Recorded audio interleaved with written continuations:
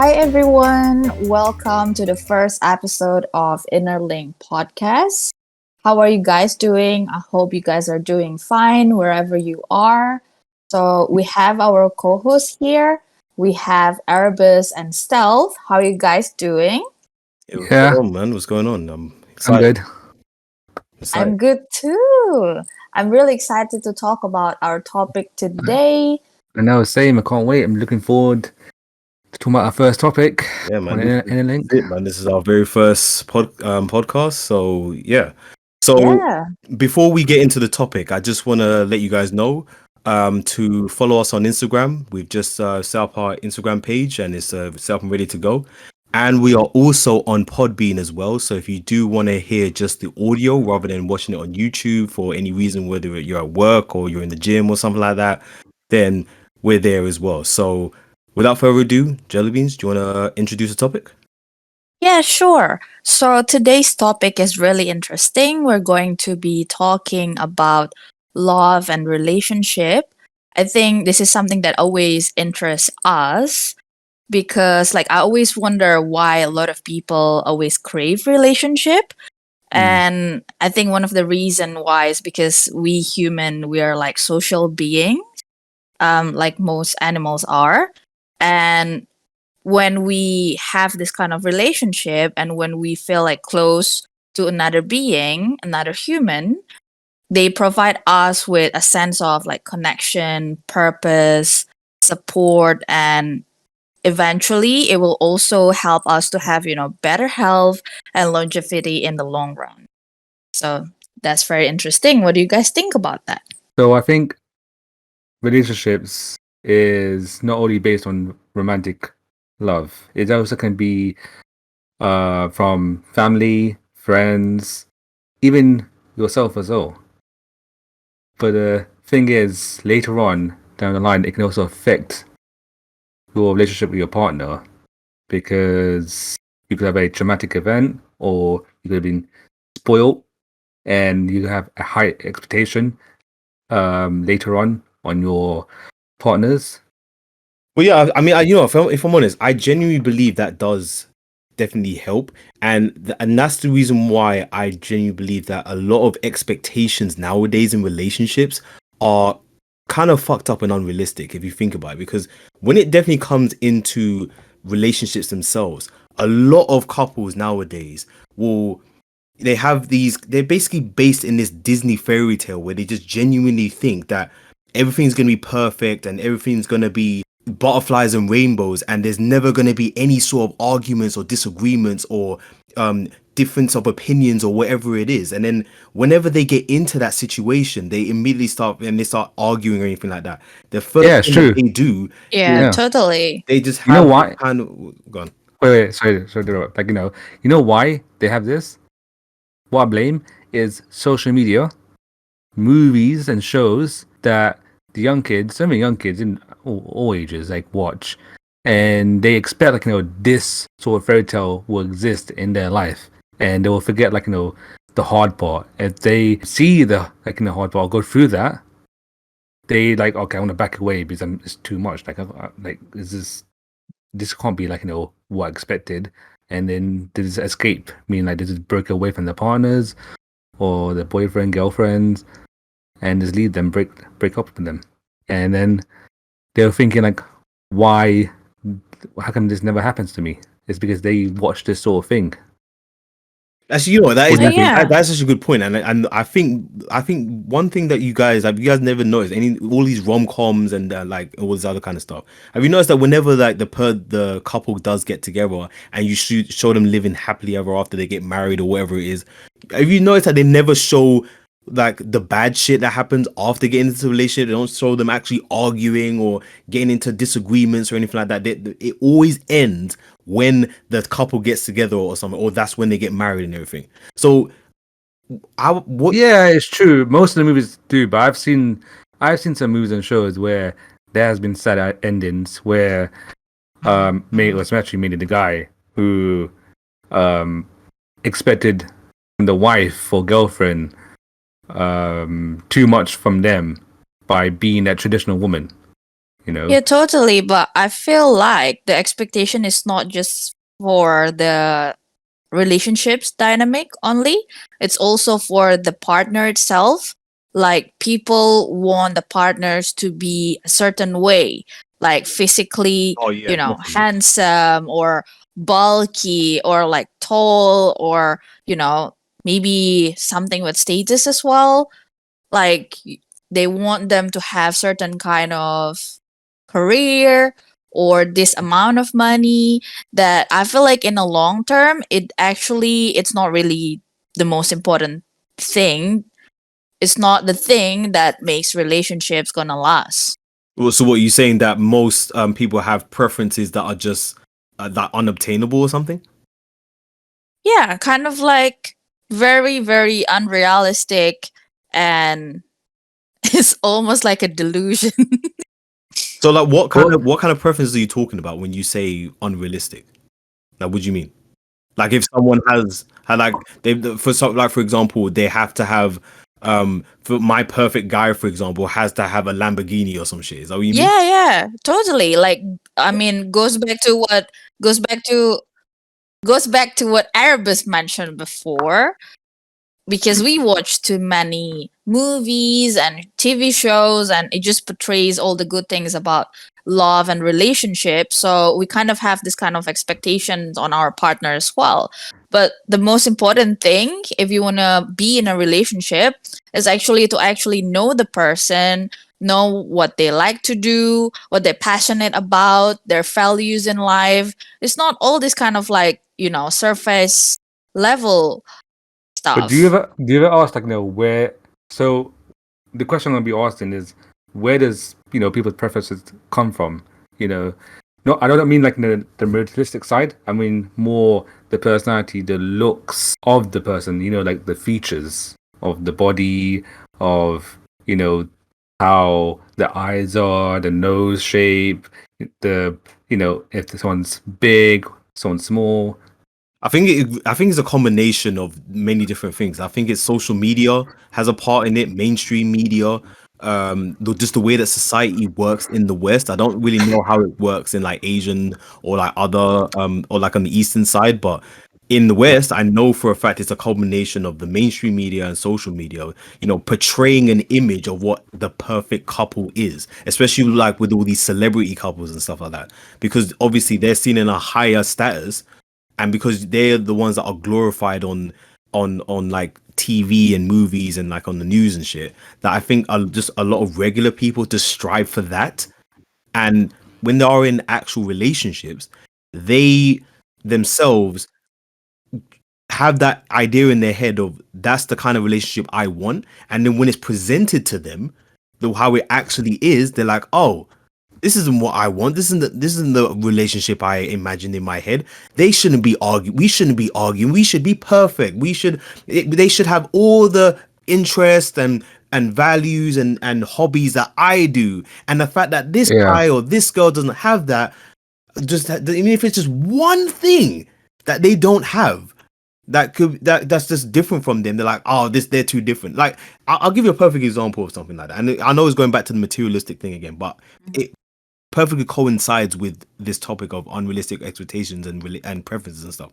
So I remember seeing this video on YouTube one time where there's this woman talking about her friend, about how literally she met this guy and she met Yeah. every requirement that he was offering. Like he had a good career, he had I think he owned his own business, and he was able to provide. He was a gentleman to her, he treated her well and all that kind of shit.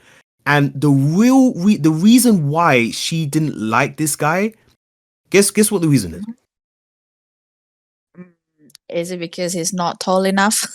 No, it's because his car is too old. His car is too old. Oh, that's so But this is bad.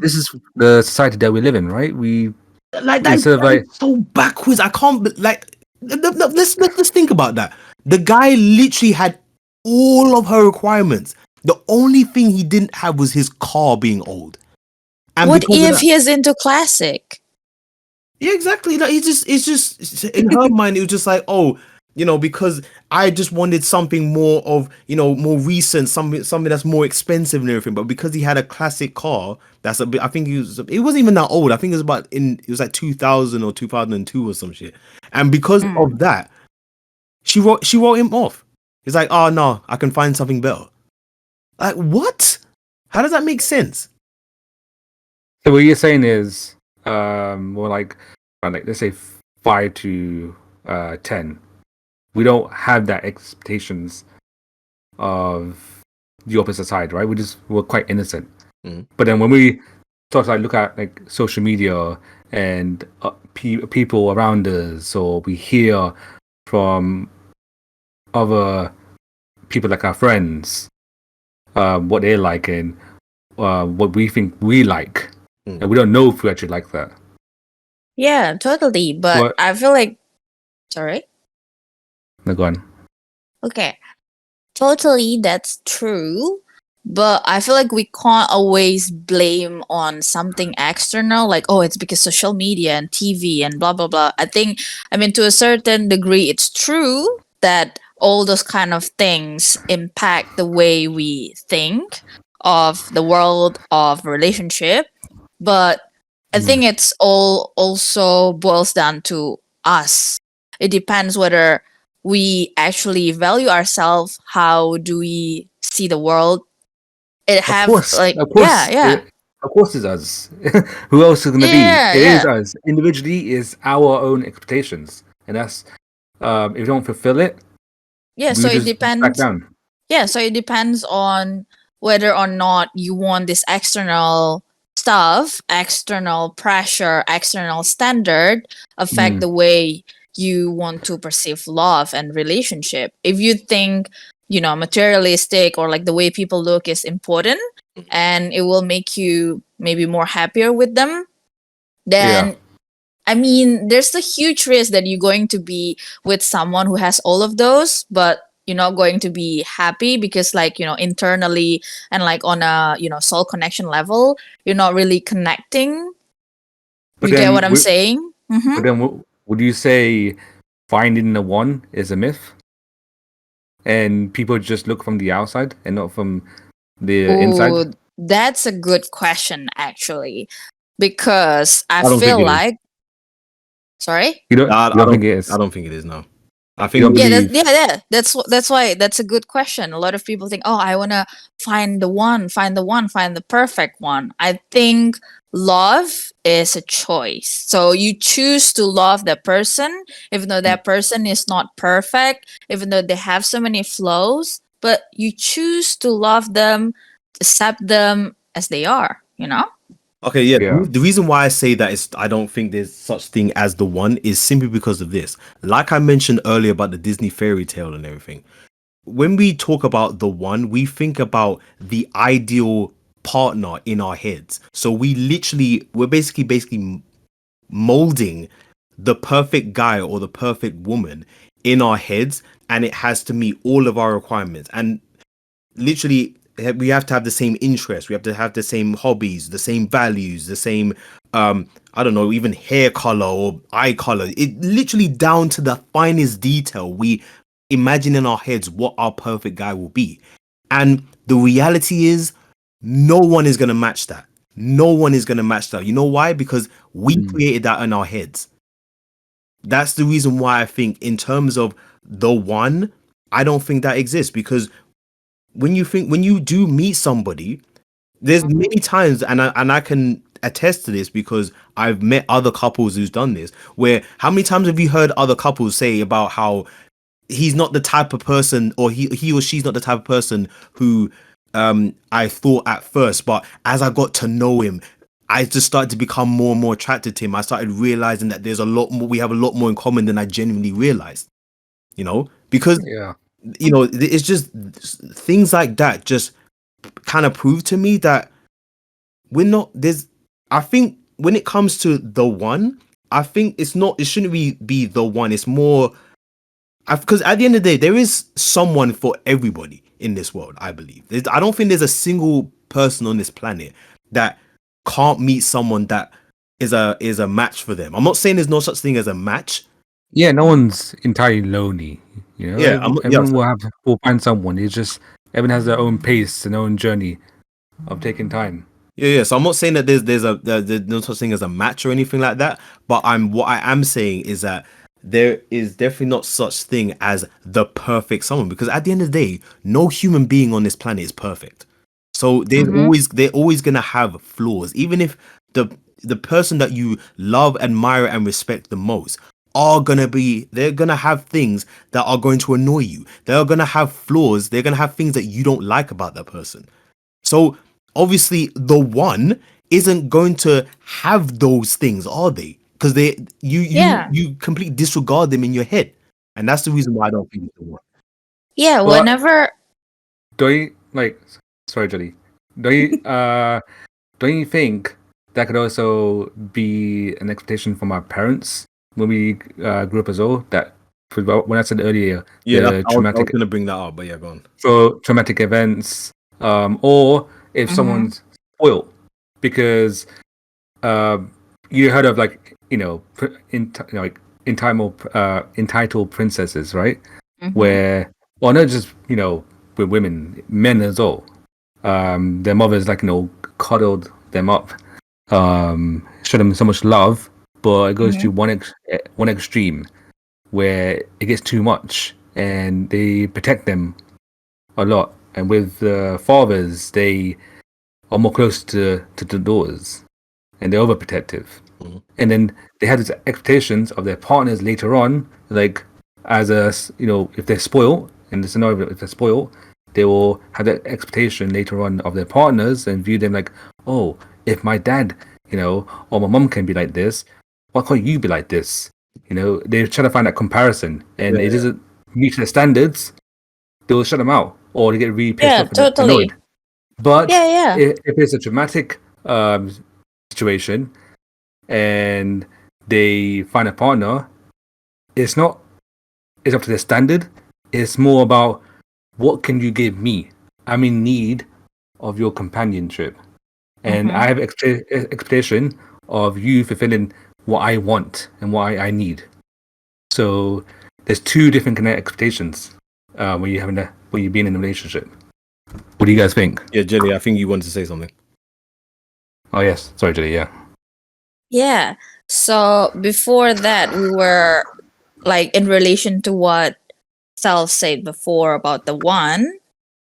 Whenever someone say like, "Oh, I've been waiting for the one, but I haven't found the one," I always like ask them this scenario: if there's a woman and then she gets married, right, and then she has this like loving relationship with her husband, and then for example 3 years later, like the husband can't be there, let's say they don't get along and they get divorced, and then she get married again. So does that mean she doesn't have the one, or she hasn't found the one? So I see like relationship and marriage is just a way for us to learn, and to be better, to improve ourselves. So no matter, like, with how many people we're with, we just have to find like, oh, what is it that I can learn from this relationship, what is it that Mm. I can improve from this relationship.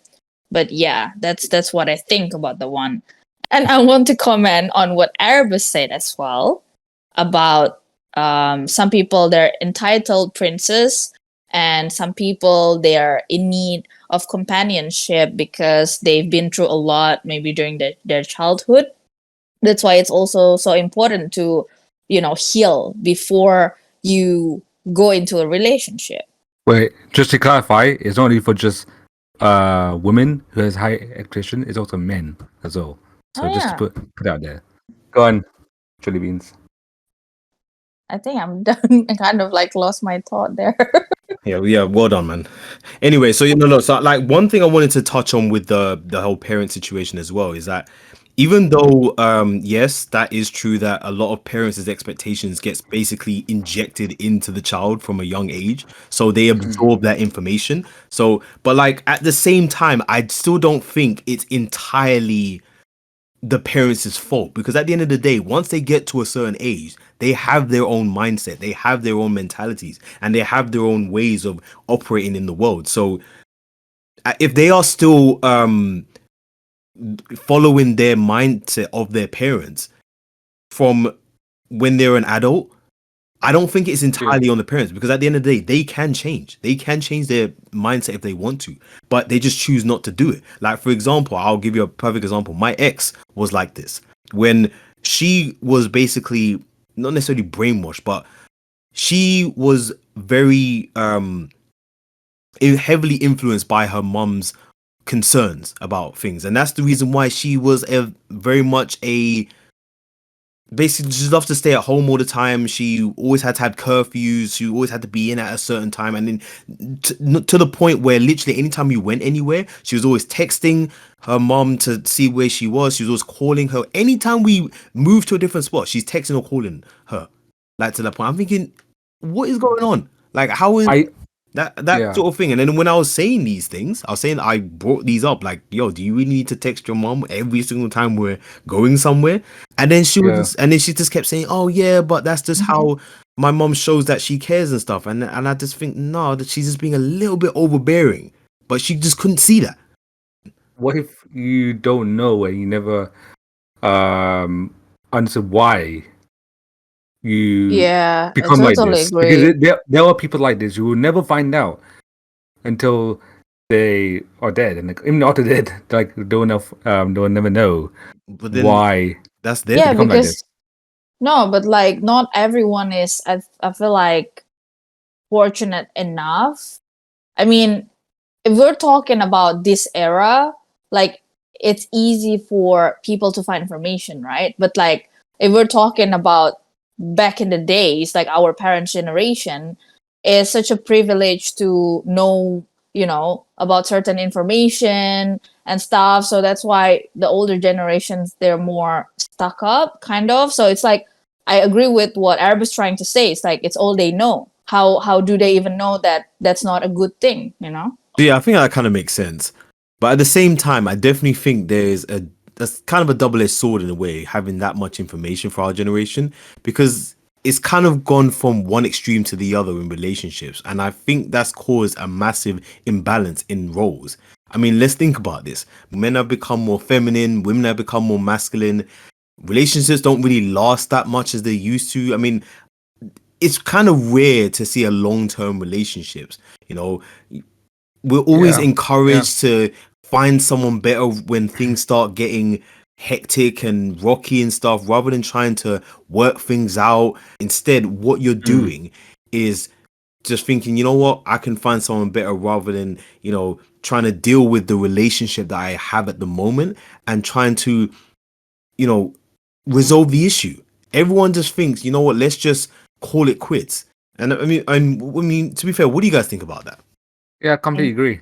I Yeah. do completely I agree. mean, so yeah, I mean, I totally understand that, some people they probably have like for example, some women they have like higher masculine traits and like some men they probably have like higher feminine traits and that's totally fine as long as like the roles like there's someone who takes the role for like feminine side and for masculine side as well and I don't believe in like equality in that sense, I believe that Yeah, I was yes gonna say women that. can Yeah, yeah I know right so I believe that women can do anything they want totally I mean in this age and era but like if both are equal and like they want the same kind of respect the same kind of like demanding situation as well so I don't think it's gonna work out of like in a relationship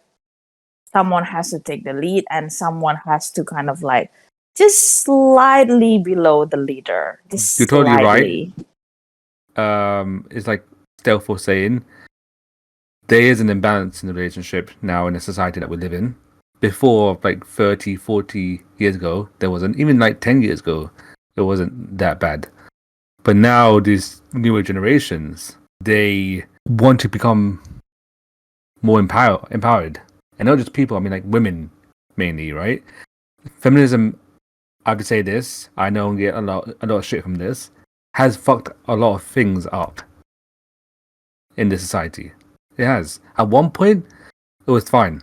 I know in this topic we're going to talk about feminism and stuff like that, but let me add a little bit into this and saying feminism has fucked up, like, relationship drastically in our society, and now men are becoming more in female like roles where there's like house husbands, and then there's women who goes to work and do all this, and then men are like look after the kids, and they're okay with that. So it's just the power dynamic now has changed so much. You know what's interesting about that as well? We're not going to go too much into this topic because feminism is a whole topic in itself. But I will say this. You are 100% right, Erebus, in that feminism today has taught women that chasing the career is more important than family. And the funny part is when they see these feminine guys, they have no respect for them. Like going back to what I said before, people say one thing, but when it's presented to them, it's a whole different scenario. And it's simply because of this. It goes against their biological hardwiring to find security. The same way it goes against a guy's hardwiring to be the providers in the relationship. And that's where a lot of the confusion comes from, because we all think now that we have to adapt to how things work in society. But the real question is this. Would you say that being traditional is truly dead then? Even though society teaches us that it is, but is it really when we still have these things in our biology? Yeah, I read this book one at one point, like in the past, and then it says that like a lot of things that we've been doing in the past when we were, prehistoric, like during prehistoric era, is still passed down in our DNA and in our brain.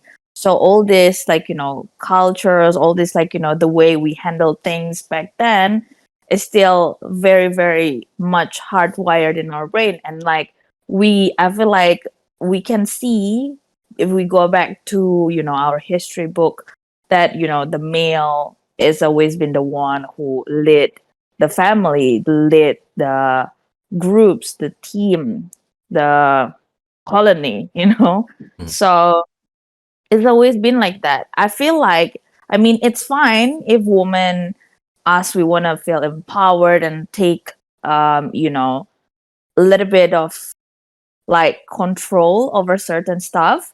But I feel like it's got to be, certain point where it's the limit. So it can't be like too much where we just lose our feminine But hey, side. we shouldn't be shitting on women too much. This is But we're not though. this is all. We said men as well. I know earlier I said like about feminism, and feminism fucked everything up. But it's also men not taking the responsibility and action. Oh, 100%. You hear like 100%. many like, women like, oh, my husband or my boyfriend left me after our child was born, and he couldn't deal with the responsibility.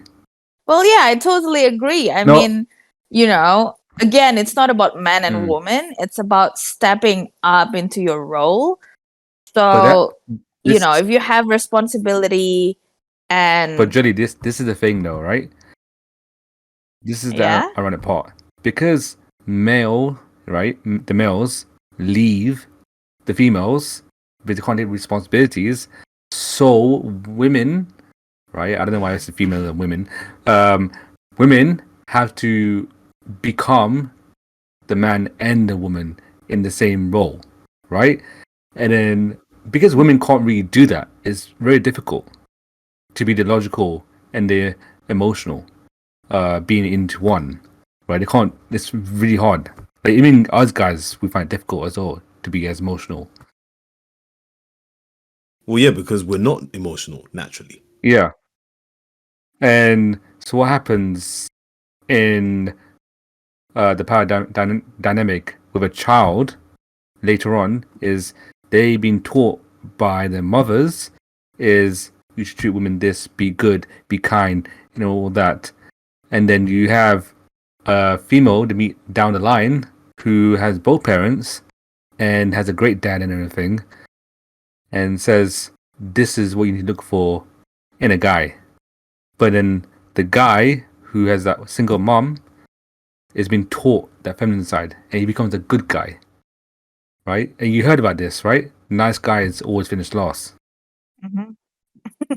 So it's just, I find it hilarious. It's actually, again, most of it is actually the men's fault. I don't think it's the Yeah, men's I fault. see. I think it's an equal playing field. It's both men and women's fault. We just need to become better human beings. Yeah, totally. That's what I'm trying All to right, fine. say. Let's Yeah, let's say it's the adult's fault. Well, and I will say this, and this comes back full circle.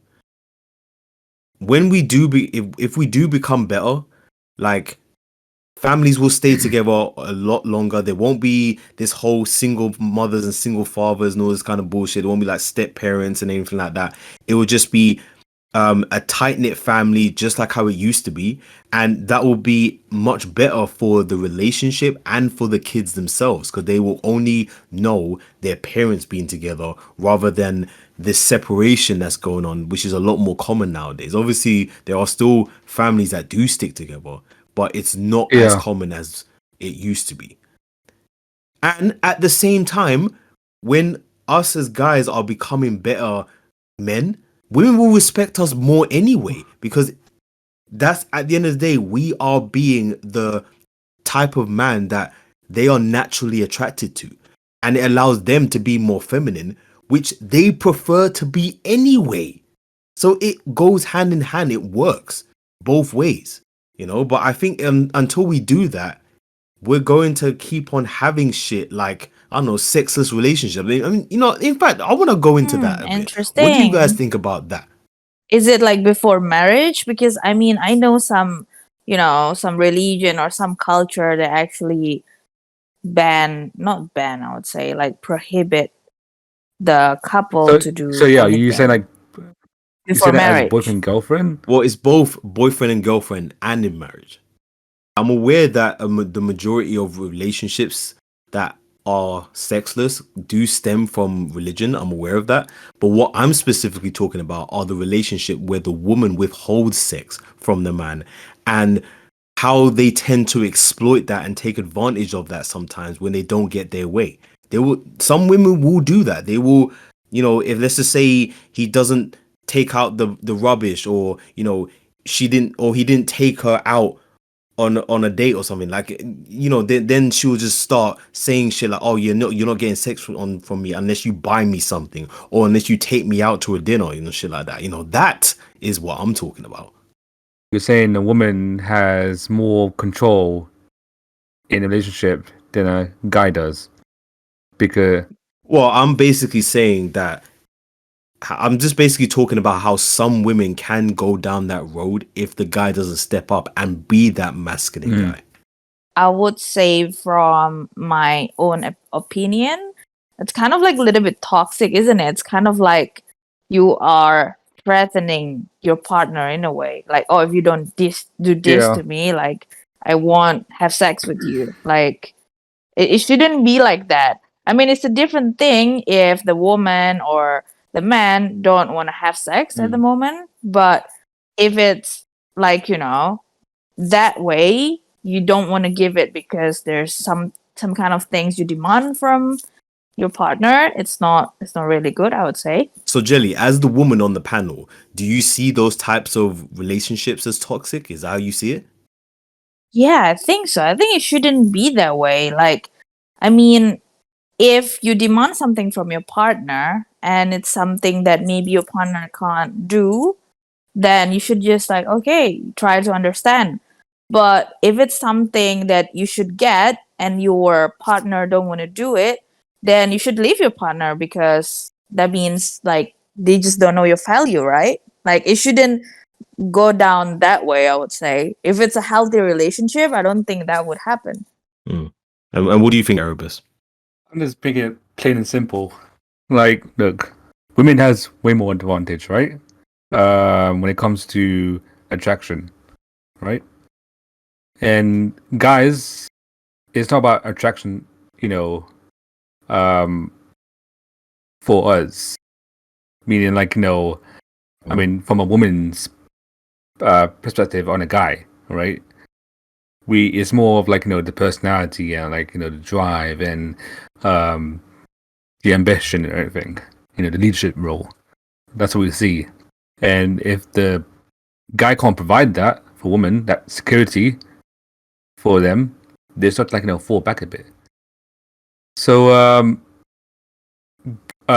with the sex like relationship, would you say like if you don't have sex many times or you don't have sex long enough in a relationship, the long distant relationship or the long term relationship doesn't last that long? Well, I feel like long distance relationship is a different, it's different scenario. Mm. Like from what Stealth mentioned before, I guess the condition was like, the couple were together, but like the other one don't wanna give the sex to the guy Yeah, because, but she was trying to threaten him. but And what do you think is one of the yeah. most important thing, right? It's not passion and love. The biggest like element in this in relationship is sex, right? Is intimacy in a relationship. So I mean, yeah, that's yeah. required in any So if you relationship. don't have that long enough, obviously you will fall apart eventually. Because love and passion. Well, not really. Not really. If the people who are in a relationship are asexual, then you don't need Yeah, sex. that's another fucking I mean, that's a minority of people. like Though. Let's be real. like that. Okay, we'll talk about that in a different topic because that shit is on another topic because I'm fucking annoyed about that shit. There's so many fucking 50 like different genders of like gender fucking fluid and all that shit. Like yeah, that's a different topic. I know I'm really annoyed and pissed off because I am, and I don't understand that myself. But yeah, Okay, the thing is though, there's a clear difference in the long distance relationship. You are forced not to have sex because you can't. You have no choice but to not have sex because they're not in close proximity to you. You can't just go to that other person's house and fuck each other, But in a sexless relationship, one party is intentionally not having sex with their partner for exploitative reasons. That's the difference. I think it all comes down to how committed you are to that person. I mean, what do you think? yeah. So Yeah, I think so because like most of my serious relationship, I did a long distance, and like I don't know, we've been doing it for like 3 years or so, and it worked out well. I feel like it also boils down to someone's love language. Have you guys heard of that? Oh, yeah, of course. Yeah. I don't love languages. Yeah, so like there are five of love language, right? The first one is physical touch. So like you feel love the most when someone like, being Yeah. touchy, like physically there for Mm, you. mm. And the second one is I think quality time. So when someone spend time with you, even though like you might not do anything, but someone is Yeah. there for you, Mm. you feel love the most when your partner doing that. The third one is word of affirmation, and that's when someone is, like praising you or like saying, "Oh, well done, you did, you did well," Just give them and like, compliments and everything. Yeah. yeah, compliments and everything. And then the fourth one is act of service. So when someone is, doing the service for you, like cooking or opening the door, all those kind of stuff. The fifth one is gifts. So there are people who feel love when they receive gifts, and that's totally fine. But yeah, you just have to find out what's your partner's love language and what's your But love language. At that time when I did a long distance relationship, my love language was, and still am, words of affirmation, and my partner's love language is quality time. So it works fine. oh, that actually brings up a point. Actually, would you? Because I think what you just said, right? Words of affirmation and quality time, right? So Mhm. that's the reason why you and your partner's relationship ended up working out, right? But Mhm. you know all the people's relationships that don't work out. What if one of this is a potential theory as to why they don't work out. What if one of their partners is physical touch, or Yeah, I know, right? I was gonna say that like, because because you got to mm, think, because if they don't have that physical touch, they're not gonna have that love, are they? yeah. Yeah, I know. So yeah, I was wondering about that too. That's probably the case, but yeah, I think love language was only famous what right around like 2-3 years ago. No, it's pretty long than that. It's been No, it's way longer. I think it's only been mentioned more Like nowadays. yeah, been mentioned no more. look I meant yeah. long term relationship, right? The physical relationship. There's only like Mhm. yeah, five are the love languages that you can use. But for long distance relationship is reduced, it's limited to like what, one or Yeah. two? Like what can you do?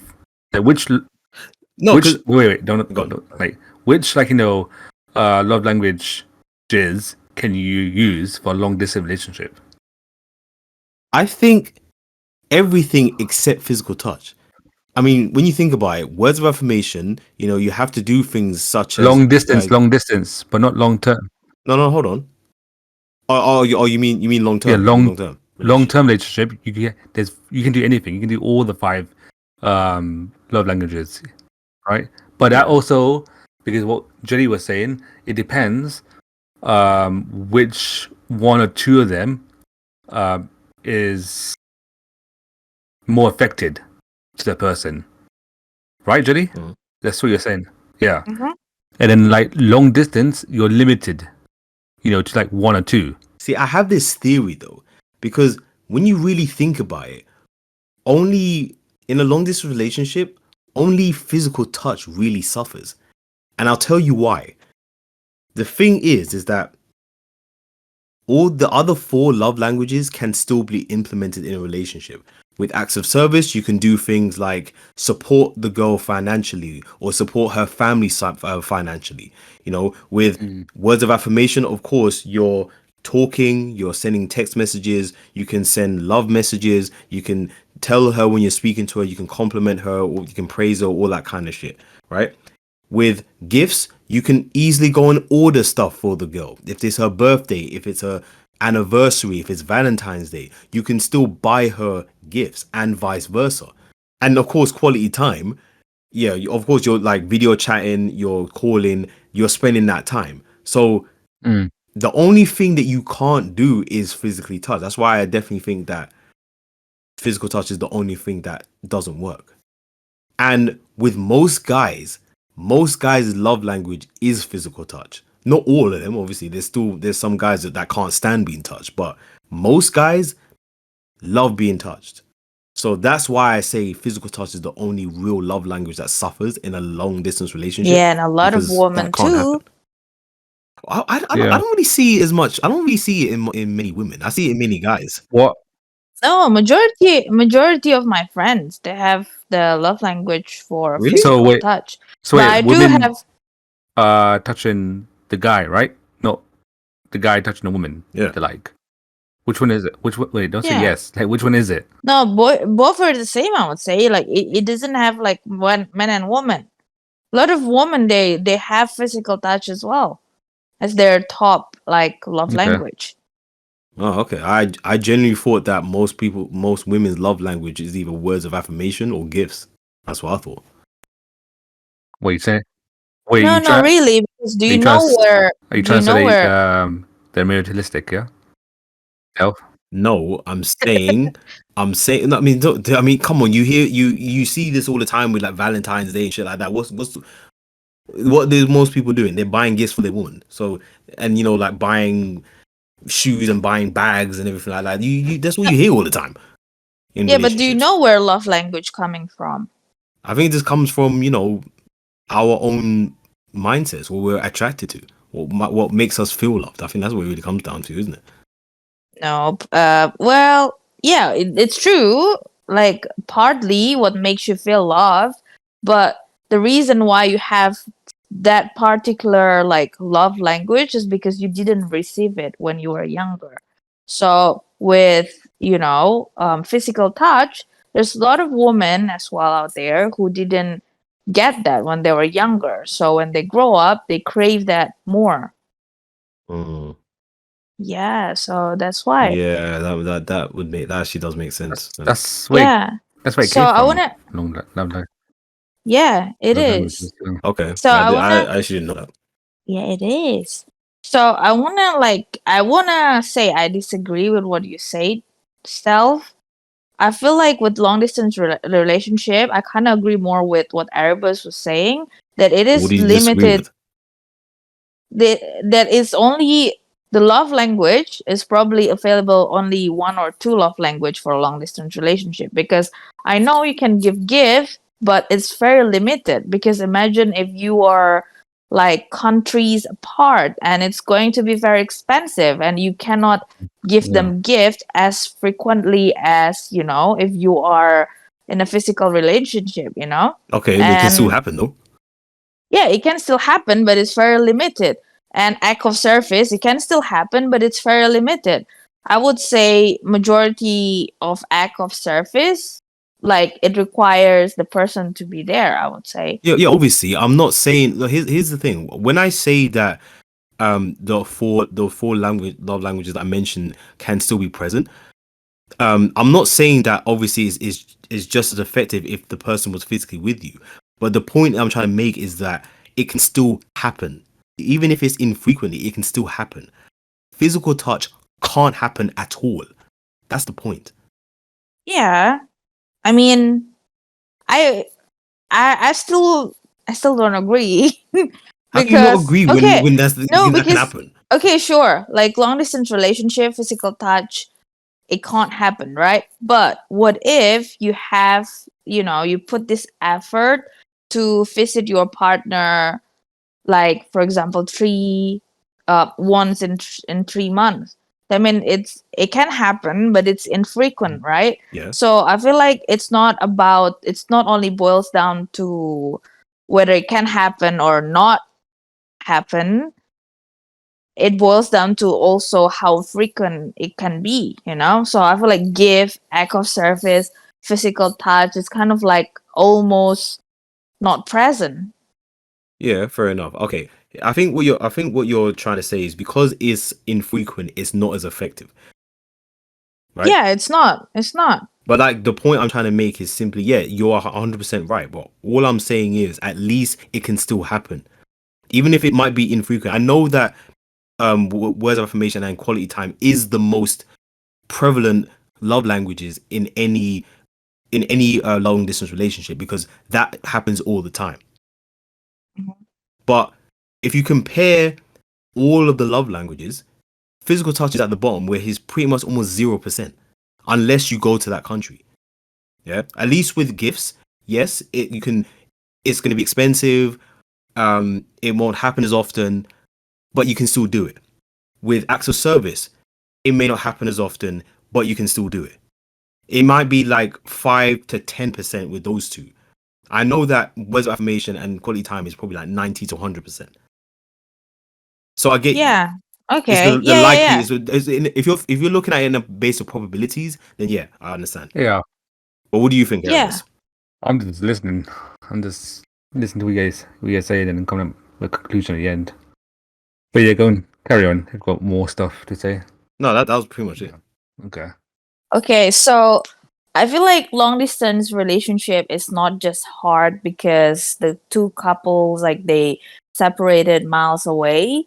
I think most of the time it's also hard because majority of the time like the couple are from different culture, which is they are interracial couple. What do you think about that? What are you asking if you think that interracial couples can work out if they're long distance? Yeah, in a long distance and in general as well. I think it once again just comes down to the level of commitment towards that your partner, because it just genuinely comes down to that. Because at the end of the day, if you are dating someone from a different race or from a different culture, obviously you're gonna have those differences anyway. But there's some people out there who think that the differences are just too strong because it's just too much outside of their own comfort zone. But the ones that do manage to have a successful relationship because of the different cultures, it's simply because they wanted to actually learn that other person's culture. I mean, it always comes back to it's just you have to be open minded enough in order to be with someone from a different culture or from a different race, because you should know that comes with the territory if you're dealing with someone of that kind of stature. All right, you said open-minded, and you talk about like culture differences. So, do you believe interracial marriages or relationship can work out? I think it can. I don't think there's Yeah, any reason I why it think it can't. can. But I guess it just comes back once again to the level of commitment to your partner. Because I have a feeling I know why you're saying that is because at that point when you get married to someone of a different race and culture, their parents, can have a problem with it, right? Yeah, because remember, you're not only marrying the female or the male, right? You're actually marrying the family, which is funny. It's, the whole point of a relationship is being, as a couple. But Yeah, exactly. That's what I think. But anyway, like especially Asian families, right? I'm sure all the Asians agree with me that Mm-hmm. being a couple like is a no. Like it's all about family. If your family likes the girl or if your family likes the guy, then and get the approval, yeah, there you go. You can carry on and do whatever you want afterwards. But if you don't, oh, there'll be some spicy stuff going on there because it's not your choice in that matter if you want to be in that relationship or not. It's your family's choice. what Jelly Beans? What do you think about that?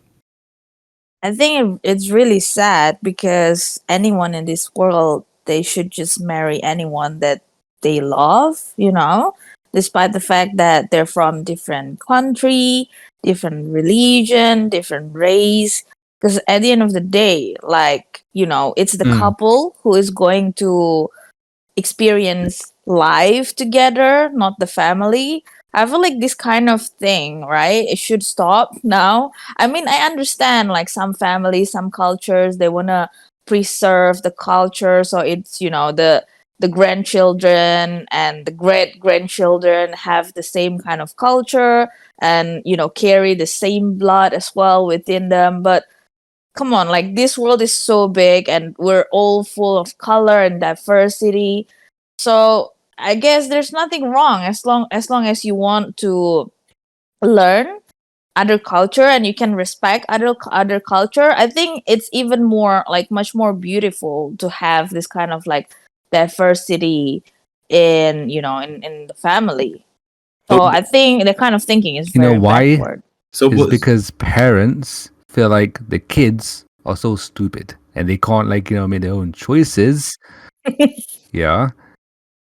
And they're very naive and they feel like love is everything. And I get it from the parent side is about security, like especially from the guy's family, right? And Mm-hmm. from the woman's family.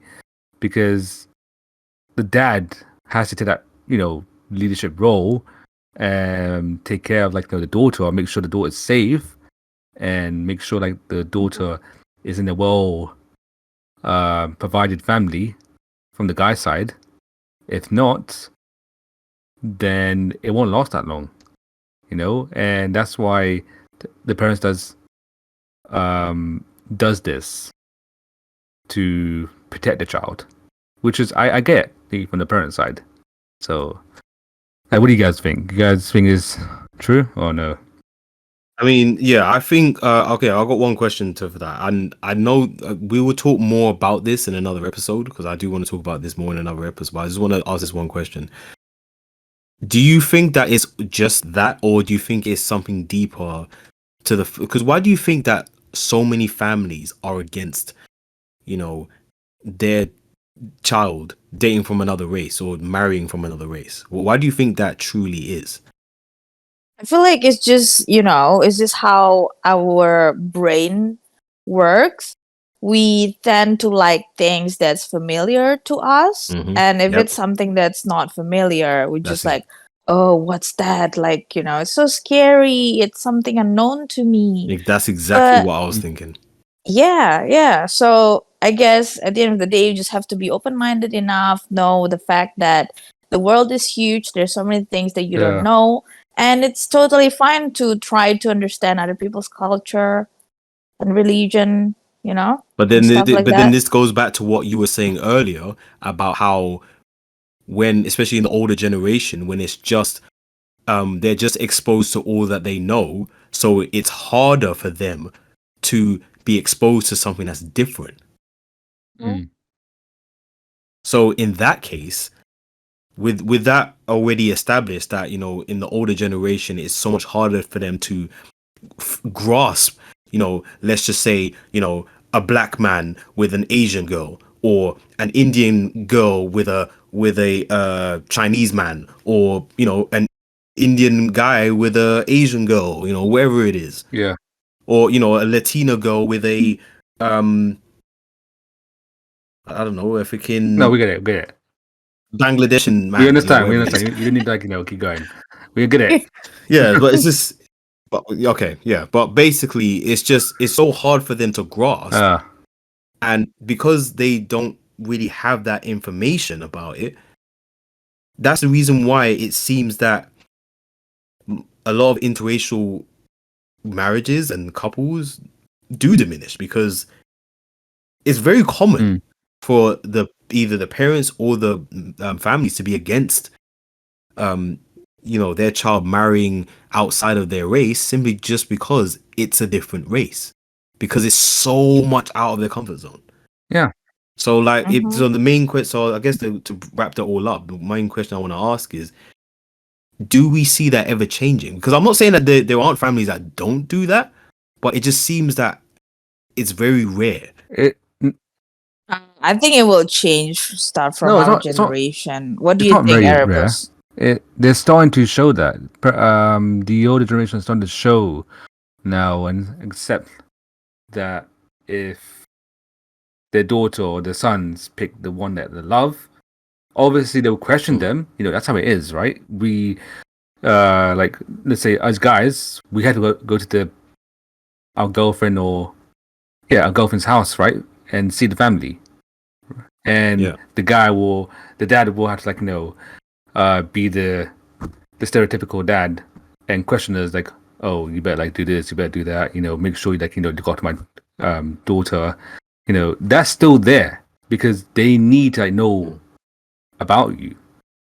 Like yeah, he's gonna hand his daughter, which potentially will be your wife, is like, are you up for the task? Can you look after her? But then yeah, there's another thing, right, with parents as well. What I realize is that they're thinking like relationship will also fix the problem.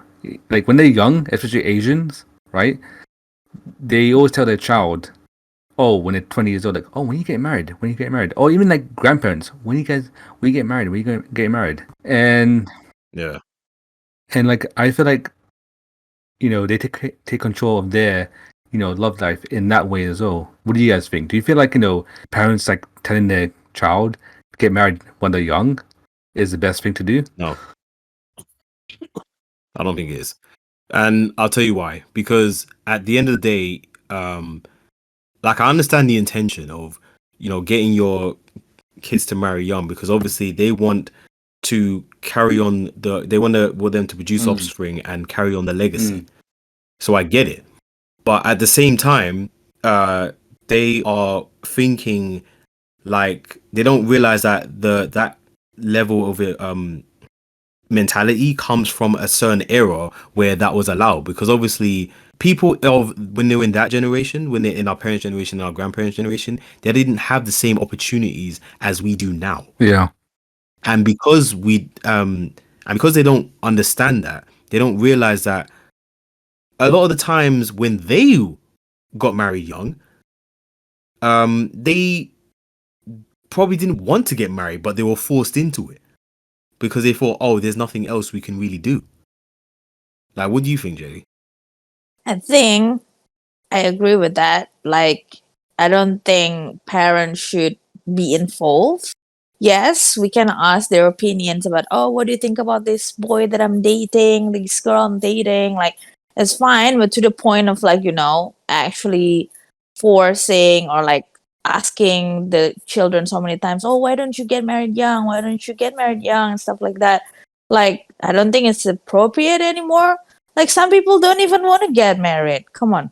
Yeah, I mean that also brings up to another point. Like, marriage isn't for everyone. I mean, yeah, I'm glad you brought that up, Yes, because at the end of the totally. day, it simply comes down to the fact that there are just some people who would just rather either spend their life alone. I mean, I know there's not many people that do that, but there are people that want to spend their life alone, or they just want to be with someone without the hassle of having a big wedding and uniting the families and all that other kind of shit. But of course, though, for people like that who don't even want to get married, they're still being pressured by their families to get married, and then obviously that can cause an internal conflict within them, because especially if they are the type of people that always wants to seek the parents' approval, so they're going against their own narrative and their own direction to please their family, so it causes that conflict within themselves, which can easily Yeah, affect and their then mental like health in that way. their daughters or son,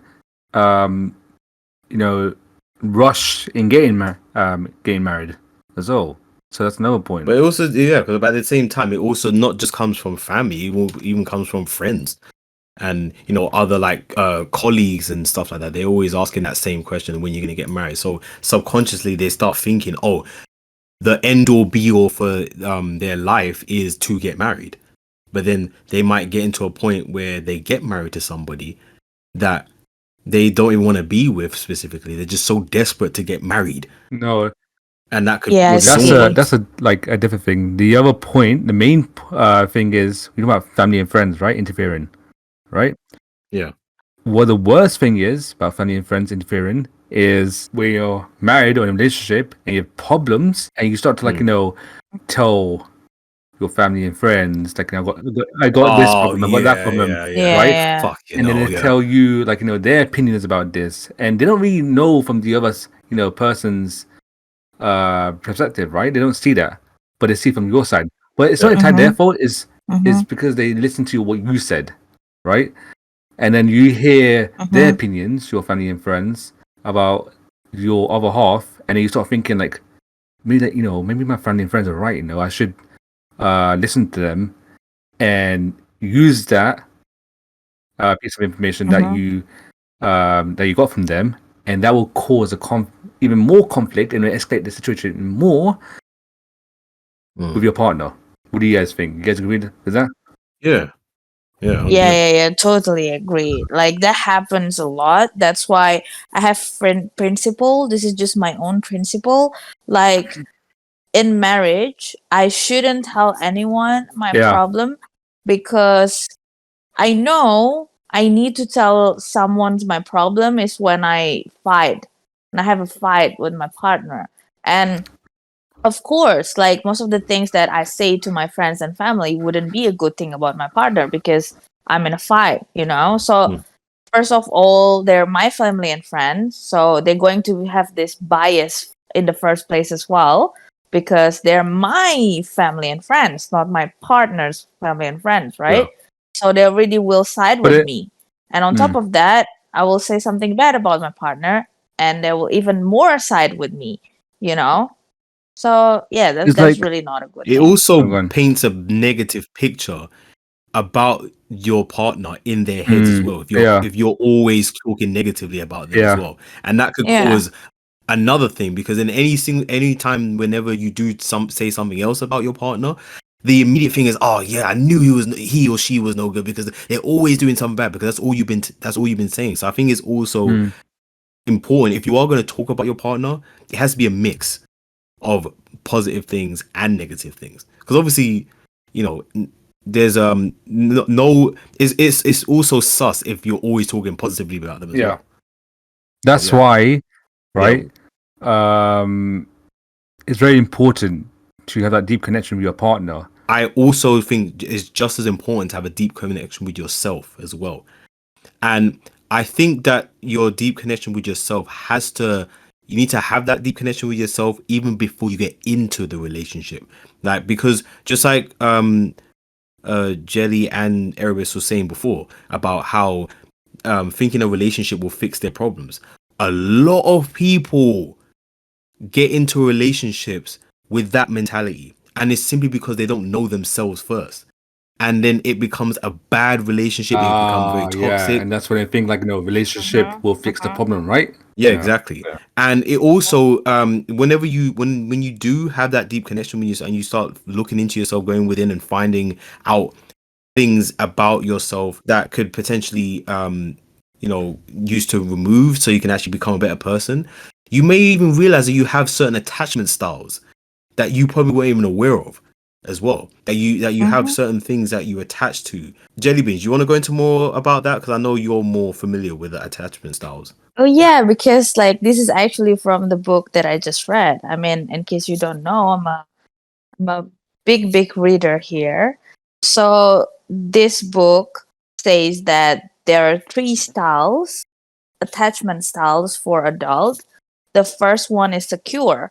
So the person who's secure in a relationship is someone that, you know, the other partners can rely on, and usually they're very independent. They don't need, you know, the other partners to be there all the time. They're not clingy, you know, they're just very secure in themselves. Like they love themselves, they do what they love to do, you know, that kind of people. And then the second attachment style is called avoidant. Avoidant is the people that, like, you know, that's afraid to be in a relationship, but they can like someone, they can love someone, but they always have that kind of, like, you know, distant. And when the relationship starts to become closer and closer, they just kind of like pull themselves away. And usually this happen because probably there's some kind of like abandonment issues probably in the childhood, or yeah, some kind of traumas happening. But yeah, it's kind of like they don't really trust themselves to fall in love, and they are afraid to get hurt. The third attachment style is anxious. So anxious is for someone that's clingy in a relationship. You're always constantly like thinking, oh, is this person is going to leave me? Is this person really love me? Is this person cheating Yeah. on me? All this kind of stuff. Mm. And you need, yeah, and this person usually need like They need that constant assurance and yeah, closeness. assurance, Yeah, that's and right. closeness. Yes, yeah. Okay. Yeah. Okay. Mm-hmm. Okay, so what I want to ask you guys, what do you think your attachment styles? What do you think attachment style you guys fall under? Oh. I would say I used to be the one who was anxious, and then, like, you know, the more I try to fix myself, like, you know, grow to be a better person, like just grow in general, I feel like now at this moment I'm Which more one? Which secure. attachment? Anxious. I was anxious, so I was like the clingy one. I need to, you know, oh my god, please tell me you love me. Yeah. Like 24 I'm all, 7. I feel like I'm the same as well. I have anxious attachment as well, I think. Okay. Yeah. How about now? Now it's not too bad. Because I've worked on myself over time. I start to realize many things about myself, Mm-hmm. and obviously not like, you know, entirely complete yet. There's gonna be like many phases of my life where I will start to find new things. I see. How about you, Yeah, what about you, Stealth? Steph? So yeah, I want to find out what was the Cure one again? Oh, was what? The Cure one. What was that one again? No, it's So secure. Oh, yeah, Secure. so Yeah. Oh, okay. Okay, so I definitely wasn't that one then. I think I was I would probably say I'm like a mixture between avoidant and anxious. Oh yeah, there's the fourth type. Apparently, it's the mixture between anxious and avoidant. Yeah, I think I'm that. Wait, have you mentioned like disorganized attachment?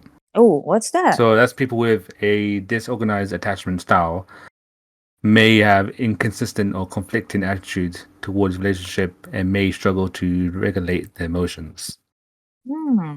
I see. It wasn't in the book, but interesting. Yeah, going back to what I was saying before everybody's Uh-huh. really cut me off. Anyway, so I think I'm an anxious avoid. I mean, if would you know what the full definition of anxious avoidant is? It just basically is a mixture of both. Yeah, it's literally just the mixture of both. Yeah, I think I was that because obviously there's a lot of when I was younger, especially there was a lot of instances where I would just kind of close up and not want to and kind of push people away and just have that kind of anger, but it was more because I had that anger towards myself.